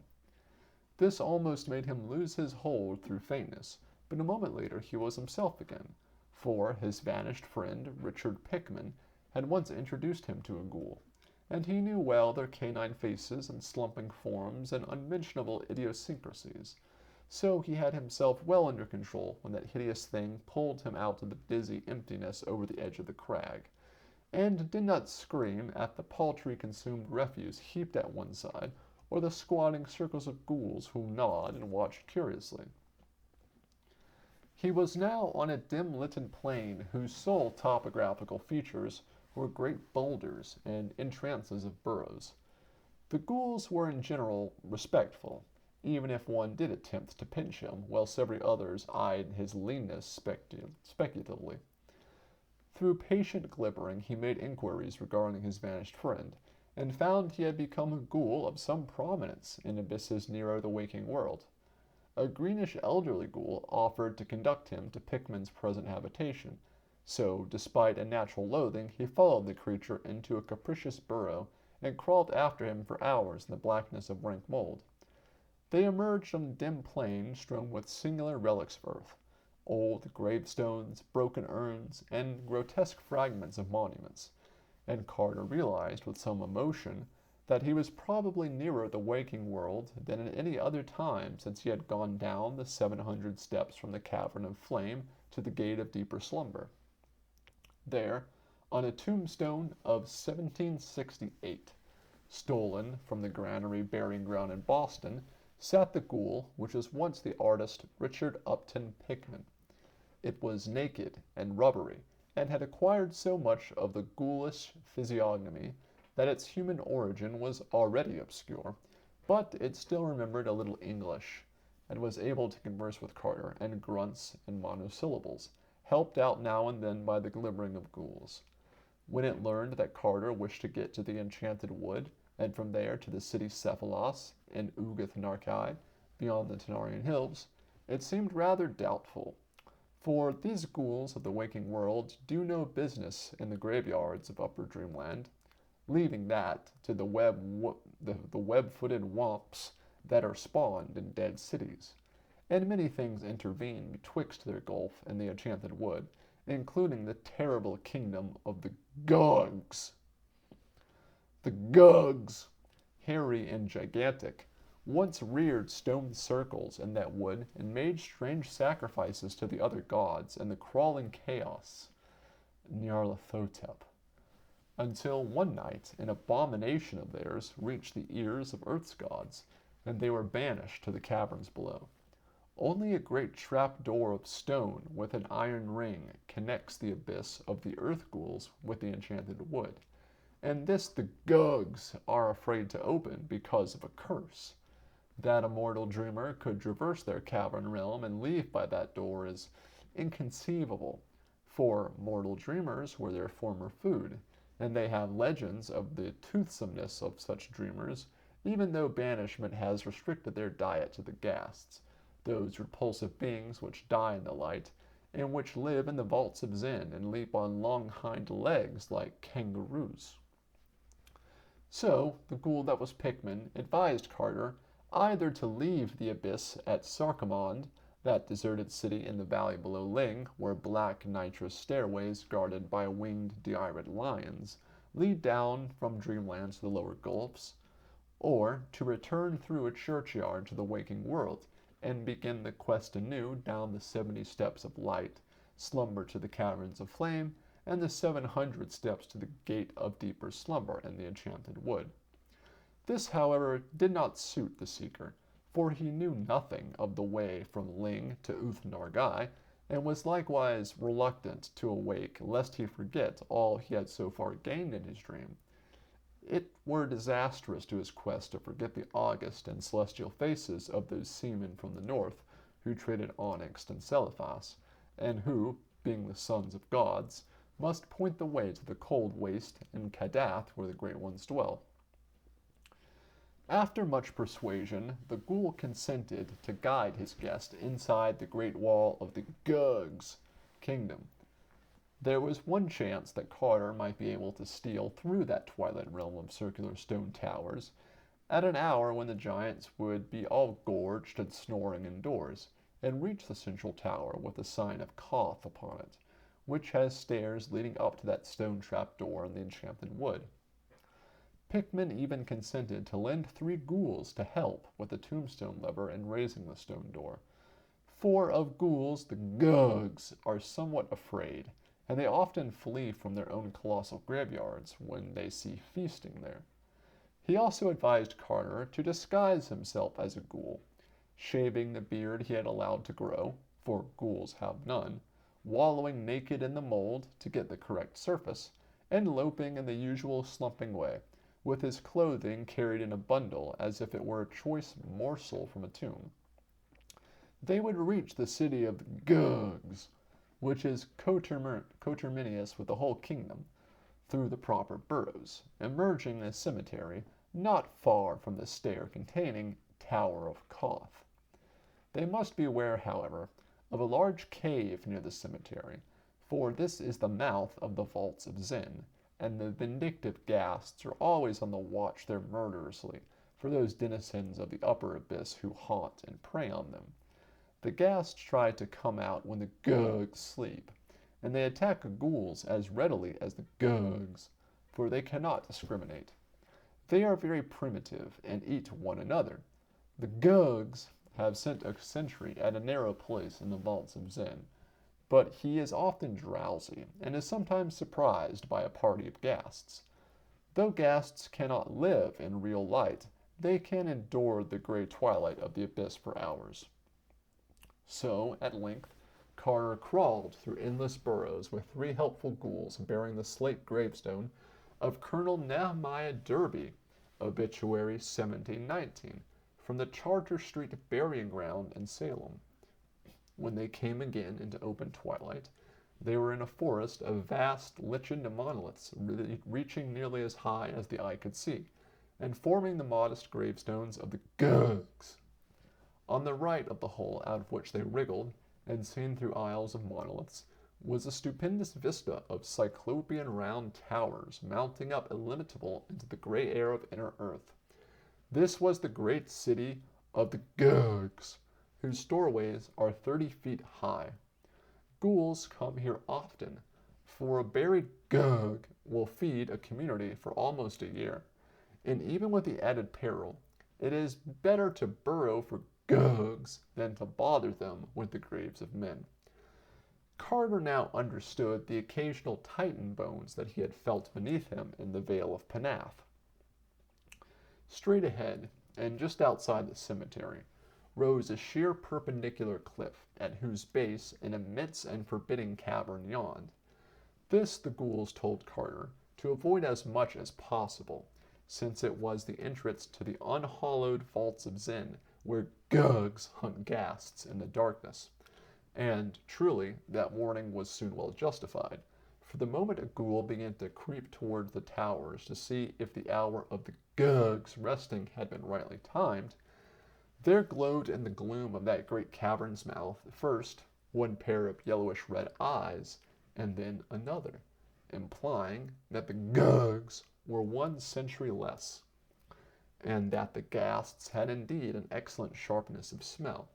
So the ghoul returned to the burrow and motioned his companions to be silent. It was best to leave the ghasts to their own devices. and there was a possibility that they might soon withdraw, since they must naturally be rather tired after coping with a century in the Black Vaults. After a moment, something about the size of the small horse hopped out into the gray twilight, and Carter turned sick at the aspect of that scabrous and unwholesome beast, whose face is so curiously human despite the absence of a nose, a forehead, and other important particulars. Presently, 3 other ghasts hopped out to join their fellows, and a ghoul glibbered softly at Carter that their absence of battle scars was a bad sign. It proved that they had not fought the sentry at all, but merely slipped past him as he slept, so that their strength and savagery were still unimpaired, and would remain so till they had found and disposed of a victim. It was very unpleasant to see those filthy and disproportioned animals, which soon numbered about 15, grubbing about and making their kangaroo leaps in the grey twilight, where Titan towers and monoliths arose. But it was still more unpleasant when they spoke amongst themselves, in the coughing gutturals of ghasts, and yet, horrible as they were not so horrible as what presently came out of the cave after them with disconcerting sadness. It was a paw, fully 2 feet and a half across, and equipped with formidable talons. After it came another paw, and after that a great black furred arm to which both of the paws were attached by short forearms. Then 2 pink eyes shone, and the head of the awakened sentry, large as a barrel, wobbled into view. The eyes jutted 2 inches from each side, shaded by bony protuberances overgrown with coarse hairs. But the head was chiefly terrible because of the mouth.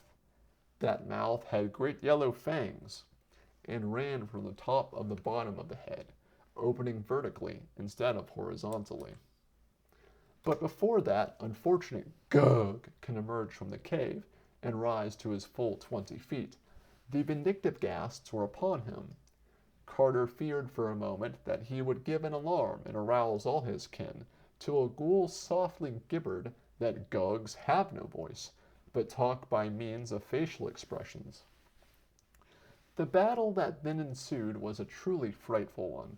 From all sides the venomous ghasts rushed feverishly at the creeping nipping and tearing with their muzzles, and mauling murderously with their hard-pointed hooves. All the time they coughed excitedly, screaming when the great vertical mouth of the would occasionally bite into one of their number, so that the noise of the combat would surely have aroused the sleeping city, had not the weakening of the sentry begun to transfer the action farther and farther within the cavern. As it was, the tumult soon receded altogether from sight in the blackness, with only occasionally evil echoes to mark its continuance. Then the most alert of the ghouls gave for the signal for all to advance, and Carter followed the loping 3 out of the forest of monoliths and into the dark, noisome streets of that awful city whose rounded towers of cyclopean stone soared up beyond the sight. Silently they shambled over that rough rock pavement, hearing with disgust the abominable muffled snortings from the great black doorways which mark the slumber of the Gugs. Apprehensive of the ending of the rest hour, the ghouls set a somewhat rapid pace, but even so the journey was no brief one, for distances in that town of giants are on a great scale. At last, however, they came to a somewhat open space before a tower even vaster than the rest, above whose colossal doorway was fixed a monstrous symbol in bas relief, which made one shudder without knowing its meaning. This was the central tower, with a sign of Koth, and those huge stone steps just visible through the dusk within were the beginnings of the great flight leading to Upper Dreamland and the Enchanted Wood. There now began a climb of interminable length in utter blackness, made almost impossible by the monstrous size of the steps, which were fashioned for Gugs, and were therefore nearly a yard high. Of their number Carter could form no just estimate, for he soon became so worn out that the tireless and elastic ghouls were forced to aid him. All through the endless climb there lurked the peril of detection and pursuit. For though no Gug dares lift the stone door to the forest because of the ghast's own curse, there are no such restraints concerning the tower and the steps, and escaped ghasts are often chased even to the very top. So sharp are the ears of the Gugs that the bare feet and hands of the climbers might readily be heard when the city awoke, and it would of course take but little time for the striding giants, accustomed from their ghast hunts in the vaults of Zen to seeing without light, to overtake their smaller and slower quarry on those cyclopean steps. It was very depressing to reflect that the silent pursuing Gugs would not be heard at all, but would come very suddenly and shockingly in the dark upon the climbers. Nor could the traditional fear of Gugs for ghouls be depended upon in that peculiar place where the advantages lay so heavily with the Gugs.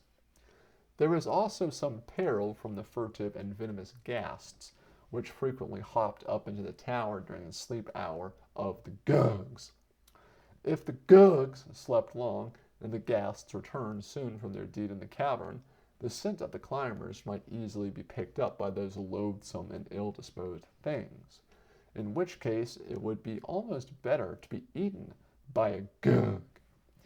Then, after eons of climbing, there came a cough from the darkness above, and matters assumed a very grave and unexpected turn. It was clear that a ghast, or perhaps even more, had strayed into that tower before the coming of Carter and his guides, and it was equally clear that this peril was very close. After a breathless second, the leading ghoul pushed Carter to the wall and arranged for his two kinsfolk in the best possible way, with the old slate tombstone raised for a crushing blow whenever the enemy might come in sight. Ghouls can see in the dark, so the party was not as badly off as Carter would have been alone. In another moment the clatter of hooves revealed the downward hopping of at least one beast, and the slab-bearing ghouls poised their weapon for a desperate blow. Presently 2 yellowish-red eyes flashed into view, and the panting of the ghast became audible above its clattering. As it hopped down to the step just above the ghouls, they wielded the ancient tombstone with prodigious force, so that there was only a wheeze and a choking before the victim collapsed in a noxious heap. There seemed to be only this one animal, and after a moment of listening, the ghouls tapped Carter as the signal to proceed again. As before, they were obliged to aid him, and he was glad to leave that place of carnage where the ghast's uncouth remains sprawled inside the invisible blackness. At last the ghouls brought their companion to a halt, and feeling above him, Carter realized that the great stone trapdoor was reached at last. To open so vast a thing completely was not to be thought of, but the ghouls hoped to get it up just enough to sleep the gravestone under as a prop, and permit Carter to escape through the crack. They themselves planned to descend again and return through the city of the Gugs, since their elusiveness was great, and they did not know the way overland to spectral Sarkomond with its lion-guarded gate to the abyss. Mighty was the straining of those 3 ghouls at the stone of the door above them, and Carter helped push with as much strength as he had. They judged the edge next the top of the staircase to be the right one, and to this they bent all the force of their disreputably nourished muscles. After a few moments a crack of light appeared, and Carter, to whom that task had been entrusted, slipped the end of the old gravestone in the aperture. There now ensued a mighty heaving, but progress was very slow, and they had of course to return to their first position every time they failed to turn the slab and prop the portal open. Suddenly their desperation was magnified by 1,000-fold by a sound on the steps below them. It was only the thumping and rattling of the slain ghast's hooved body as it rolled down to lower levels, but of all the possible causes of that body's dislodgment and rolling, none was in the least reassuring. Therefore, knowing the ways of the Gugs, the ghouls set to with something of a frenzy, and in a surprisingly short time had the door so high that they were able to hold it still while Carter turned the slab and left the generous opening. They now helped Carter through, letting him climb up to their rubbery shoulders, and later guiding his feet as he clutched at the blessed soil of the upper dreamland outside. Another second, and they were through themselves, knocking away the gravestone and closing the great trapdoor while a panting became audible beneath. Because of the Great One's curse, no Gug might ever emerge from that portal, so with a deep relief and sense of repurpose, Carter lay quietly on the thick grotesque fungi of the enchanted wood, while his guides squatted near in the manner that the ghouls rest. Weird as was that enchanted wood through which he had fared so long ago, it was verily a haven and a delight after the gulfs he had now left behind. There was no living denizen about, for Zoogs shunned the mysterious door in fear, and Carter at once consulted with his ghouls about their future course. To return through the tower they no longer dared, and the waking world did not appeal to them, when they learned that they must pass the priest shocked and common thaw in the cavern of flame. So at length they decided to return through Sarkomond and its gate of the abyss, though of how to get there they knew nothing. Carter recalled that it lies in the valley below Lang, and recalled likewise that he had seen in Diloth Lane a sinister slant-eyed merchant reputed to trade on Ling. Therefore he advised the ghouls to seek out Diloth Lane, crossing the fields to Near and the sky and following the river to its mouth. This they at once resolved to do, and lost no time in loping off, since the thickening of the dusk promised a full night ahead for travel, and Carter shook the paws of those repulsive beasts, thanking them for their help, and sending his gratitude to the beast which was once Pickman, but could not help sighing with pleasure when they left, for a ghoul is a ghoul, and at best an unpleasant companion for a man. After that Carter sought a forest pool and cleansed himself of the mud of nether earth, thereupon reassuming the clothes which he had so carefully carried. It was now night in that redoubtable wood of monstrous trees, but because of the phosphorescence one might travel as well as by day, wherefore Carter set out upon the well-known route towards Selifos and Uth-Nargai beyond the Tenarian hills. And as he went he thought of the zebra he had left tethered to an ash tree on Nagranak in faraway Oriab so many eons ago, and wondered if any lava-gatherer had fed and released it. And he wondered, too, if he would ever return to Baharna and pay for the zebra that was slain by night in those ancient ruins by Yath's shore, and if the old tavern-keeper would remember him. Such were the thoughts that came to him in the air of the regained upper dreamland. But presently his progress was halted by a sound from a very large hollow tree.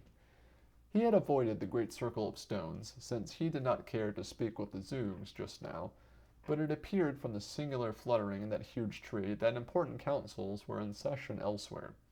Upon drawing nearer he made out the accents of a tense and heated discussion, and before long became conscious of matters which he viewed with the greatest concern. For a war on the cats was under debate in that sovereign assembly of Zoogs. It all came from the loss of the party which had sneaked after Carter's Ulthar, and which the cats had justly punished for unsuitable intentions. The matter had long rankled, and now, or within at least a month, the marshalled Zoogs were about to strike the whole feline tribe in a series of surprise attacks, taking individual cats or groups of cats unawares, and giving not even the myriad cats of Ulthar a proper chance to drill and mobilize. This was the plan of the Zoogs, and Carter saw that he must foil it before leaving on his mighty quest. Very quietly did Randolph Carter steal to the edge of the wood, and send the cry of the cats over the starlit fields, and a great grimalkin in a nearby cottage took up the burden and related across leagues of rolling meadow to warriors large and small, black, gray, tiger, white, yellow, and mixed. And it echoed through Near and beyond the sky even into Ulthar, and Ulthar's numerous cats called in chorus and fell into a line of march. It was fortunate that the moon was not up, so that all the cats were on earth. Swiftly and silently leaping, they sprang from every hearth and housetop and poured in a great fury sea across the plains to the edge of the wood. Carter was there to greet them, and the sight of shapely, wholesome cats was indeed good for his eyes after the things he had seen and walked with in the abyss.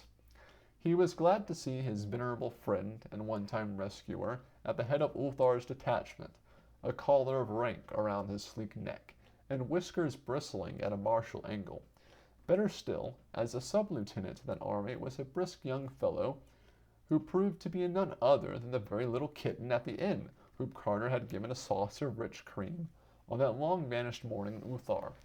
He was a strapping and promising cat now, and purred as he shook hands with his friend. His grandfather said he was doing very well in the army, and that he might well expect a captaincy after one more campaign. Carter now outlined the peril of the cat tribe, and was rewarded by deep-throated purrs of gratitude from all sides. Consulting with the generals, he prepared a plan of instant action which involved marching at once upon the Zug Council and other known strongholds of Zugs, forestalling their surprise attack and forcing them to terms before the mobilization of their army of invasion. Thereupon, without a moment's loss, that great ocean of cats flooded the enchanted wood and surged around the council tree and the great stone circle. Flutterings rose to panic pitch as the enemy saw the newcomers, and there was very little resistance amongst the furtive and curious brown Zugs. They saw that they were beaten in advance, and turned from thoughts of vengeance to thoughts of present self-preservation. Half the cats now seated themselves in a circular formation with the captured Zugs in the center, leaving open a lane down which were marched the additional captives rounded up by the other cats in other parts of the wood. Terms were discussed at length, Carter acting as interpreter, and it was decided that the Zugs might remain a free tribe on condition of rendering to the cats a large annual tribute of grouse, quail, and pheasants from the less fabulous parts of their forest. 12 young Zugs of noble families were taken as hostages to be kept in the temple of the cats at Ulthar, and the victors made it plain that any disappearances of cats on the borders of the Zug domain would be followed by consequences highly disastrous to Zugs. These matters disposed of, the assembled cats broke ranks and permitted the Zugs to slink off one by one to their respective homes, which they hastened to do with many a sullen backward glance. The old cat general now offered Carter an escort through the forest to whatever border he wished to reach, deeming it likely that the Zugs would harbor dire resentment against him for the frustration of their warlike enterprise. This offer he welcomed with gratitude, not only for the safety it afforded, but because he liked the graceful companionship of cats. So, in the midst of a pleasant and playful regiment, relaxed after the successful performance of its duty, Randolph Carter walked with dignity through that enchanted and phosphorescent wood of Titan trees, talking of his quest with the old general and his grandson, while others of the band indulged in fantastic gambols or chased fallen leaves that the wind drove amongst the fungi of the primitive floor. And the old cat said that he had heard much of unknown Kadath in the cold waste, but did not know where it was. And as for the marvelous Sunset City, he had not even heard of that, but would gladly relate to Carter anything he might learn later on. He gave the seeker some passwords of great value amongst the cats of Dreamland, and commended him especially to the old chief of the cats in Celephos, whither he was bound. That old cat, already slightly known to Carter, was a dignified Maltese, and would prove highly influential in any transaction. It was dawn when they came to the proper age of the wood, and Carter bade his friends a reluctant farewell. The young sub-lieutenant he had met as a small kitten would have followed him had not the old general forbidden it, but that austere Primarch insisted that the path of duty lay with the tribe and the army. So Carter set out alone over the golden fields that stretched mysterious beside a willow-fringed river, and the cats went back into the wood. Well did the traveler know those garden lands that lie betwixt the wood and the Cyrenian sea, and blithely did he follow the singing river Oracanos that marked his course. The sun rose higher over gentle slopes of grove and lawn, and heightened the colors of the thousand flowers that starred each knoll and dingle. A blessed haze lies upon all this region, where it is held little more of the sunlight than other places hold, and a little more of the summer's humming music of birds and bees, so that men walk through it as through a fairy place, and feel greater joy and wonder than they ever after remembered. By noon Carter reached the jasper terraces of Kieran, which slope down to the river's edge and bear that temple of loveliness wherein the king of Iligvad comes from his far realm on the twilight sea, once a year in a golden palanquin to pray to the god of Arachnos, who sang to him in youth when he dwelt in a cottage by its banks. All of jasper is that temple, and covering an acre of ground with its walls and courts, its 7 pinnacled towers, and its inner shrine where the rivers enter through hidden channels, and the god sings softly in the night. Many times the moon hears strange music as it shines on those courts and terraces and pinnacles, but whether that music be the song of the god or the chant of the cryptical priests, none but the king of Ilikvad may say, for only he has entered the temple or seen the priests. Now, in the drowsiness of day, that carved and delicate fane was silent, and Carter heard only the murmur of the great stream and the hum of the birds and bees as he walked onward under the enchanted sun.